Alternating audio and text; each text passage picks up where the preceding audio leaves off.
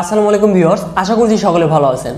তো বাংলাদেশে অফিশিয়ালভাবে Realme Narzo 50 এই স্মার্টফোনটি লঞ্চ হতে যাচ্ছে 3 এপ্রিল এবং এই ফোনটি আমাদের অফার করছে বড় ডিসপ্লের সাথে 120 hertz refresh rate, MediaTek Helio G96 gaming chipset, রিয়ারে দেখতে পারবো ট্রিপল ক্যামেরা সেটআপ, যার মেইন ক্যামেরাটি 50 মেগাপিক্সেল, সাথে দেখতে পারবো আরো বেশ কিছু আকর্ষণীয় ফিচার্স। তো এই স্মার্টফোনটি কি প্রাইসে লঞ্চ হতে যাচ্ছে বাংলাদেশে এবং এই ফোনটিতে আরো কি কি ফিচার্স থাকছে আজকের এই ভিডিওতে আমরা সকল কিছু নিয়েই ইন ডিটেইলসে আলোচনা করতে যাচ্ছি এবং এই ফোনটি আপনার জন্য কেমন হতে যাচ্ছে তো অবশ্যই ভিডিওটি ফার্স্ট টু লাস্ট পর্যন্ত ওয়াচ করলে বুঝতে পারবেন।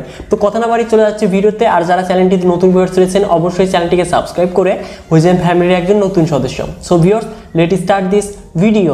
সো ভিউয়ার্স, প্রথমেই আমরা যদি এই স্মার্টফোনটির বক্সটিকে আনবক্সিং করি তাহলে ফার্স্টেই দেখতে পারবো ম্যানুয়াল বক্স, যার মাঝে থাকছে কিছু পেপারস অ্যান্ড ব্যাক কভার। তার নিচে দেখতে পারবো কাঙ্ক্ষিত স্মার্টফোনটি। তো ফোনটিকে সাইডে রাখলে তার নিচে দেখতে পারবো USB type C data cable and 33 watt fast charging adapter. তো এই কিন্তু মূলত ছিল বক্স কন্টেন্ট হিসেবে। এবার মুভ করা যাক এই ফোনটিতে। তো এই ফোনটির ফ্রেম এবং রিয়ারে দেখতে পারবো পলিকার্বনেটেড ম্যাটেরিয়াল, যেটি কিনা ম্যাট ফিনিশের সাথে আসতে যাচ্ছে এবং এর যে ডিজাইন সেটি কিন্তু অবিকল Realme 8 এর মতোই তারা রেখেছে। তো এতটা যে আপগ্রেড তারা কিন্তু করেনি। তো বিগত যে Narzo সিরিজ রয়েছে তার সাথে কিন্তু বেটারই বলা চলে। তো এবার মুভ করা যাক এই স্মার্টফোনটির পোর্টস এবং বাটনে। তো এই ফোনটির ডান সাইডে থাকছে পাওয়ার বাটন, যেটি কিনা সাইড মাউন্টেড ফিঙ্গারপ্রিন্ট হিসেবে কাজ করবে এবং বাম পাশে থাকছে ভলিউম আপ এবং ডাউন বাটনের সাথে ট্রিপল কাট সল্ট, যেখানে আমরা দুটি সিম সহ একটি মেমোরি কার্ড ইউজ করতে পারবো। এবং এই ফোনটির নিচের দিকে থাকছে 3.5mm audio jack, primary microphone, USB type C port and speaker gear. এবং এই ফোনটির উপরের দিকে কোনো কিছুই থাকছে না। সো অবশ্যই এখানে সেকেন্ডারি নয়েজ ক্যান্সেলেশন মাইক্রোফোন থাকা উচিত ছিল এই বাজেটে। এবং এই ফোনটির ওয়েট হতে যাচ্ছে 194 গ্রাম এবং থিকনেস 8.5 মিলিমিটার। তো এবার মুভ করা যাক এই স্মার্টফোনটির ডিসপ্লেতে। তো ডিসপ্লেতে আমরা ফুল ভিউ ডিসপ্লে প্যানেল দেখতে পারবো এবং এই ফোনটির টপ লেফট সেন্টারে থাকছে পাঞ্চ হোল, যেখানে সিঙ্গেল ক্যামেরাটি বসানো রয়েছে। এবং এই ফোনটিতে থাকছে 6.6 inches IPS LCD display panel, যার রেজলিউশন ফুল HD প্লাস, সাথে থাকছে 120 hertz refresh rate, 400 PPI density. তো এখানে প্রোডাকশন হিসেবে কি থাকছে সেটি কিন্তু তারা শিওর করে জানায়নি। তো অবশ্যই এখানে ডিসপ্লে প্যানেলটি অনেকটা কিন্তু ব্রাইট পেতে চাচ্ছি। তো আর একটু ইমপ্রুভমেন্ট করলে মনে হয় বেটার হতো, মানে প্রোডাকশন হিসেবে কি থাকছে সেটি জানালে বেটার হতে পারতো। তো এবার মুভ করা যাক এই স্মার্টফোনটির পারফরমেন্সে। অ্যান্ড্রয়েড ভার্সন 11 এর সাথে Realme UI 2.0 রান করবে, যেখানে চিপসেট হিসেবে থাকছে MediaTek Helio G96, যেটি কিনা 12nm আর্কিটেকচারে তৈরি একটি অক্টোকোর প্রসেসর, যার সর্বোচ্চ ক্লক স্পিড 2.05 GHz, যাতে জিপি হিসেবে থাকছে Mali G57 MC2। তো অবশ্যই এখানে যদি আমরা out of the box Android 12 পেতাম তাহলে বেটার হতে পারতো। যাই হোক, তারা এখানে দেয়নি, কিন্তু এখানে রয়েছে MediaTek Helio G96 chipset. So অবশ্যই আমরা এই স্মার্টফোনটি থেকে কিন্তু বেটার লেভেলের একটি গেমিং এক্সপিরিয়েন্স পেতে যাচ্ছি।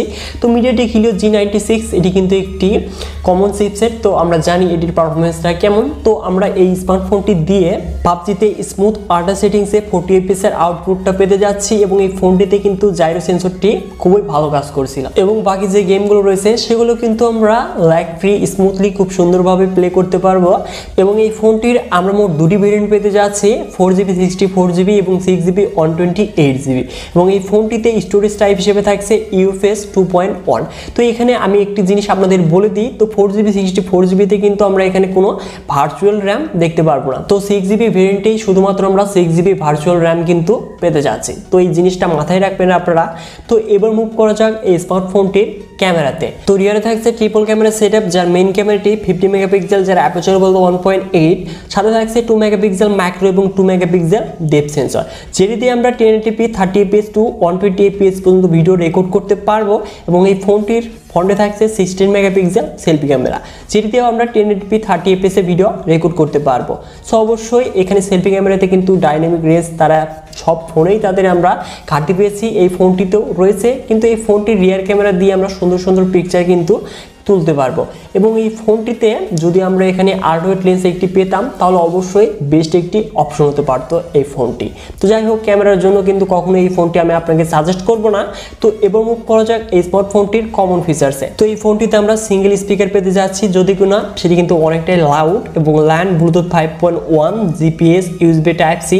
এবং এই ফোনটিতে সিকিউরিটি হিসেবে থাকছে সাইড মাউন্টেড ফিঙ্গারপ্রিন্ট স্ক্যানার, যেটি কিনা অনেকটাই ফাস্ট রেট এবং অ্যাকুরেট ছিল।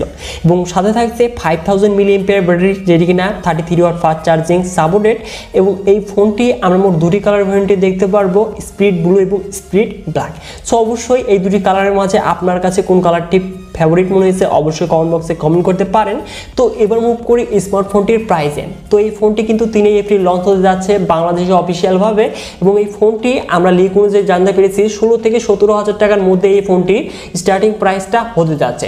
যদি স্টার্টিং প্রাইসটা 16 থেকে 17,000-এর মধ্যে লঞ্চ করা হয় 4GB 64GB ভ্যারিয়েন্টটি, সেক্ষেত্রে অবশ্যই গেমারদের জন্য কিন্তু বেস্ট একটি অপশন হতে যাচ্ছে।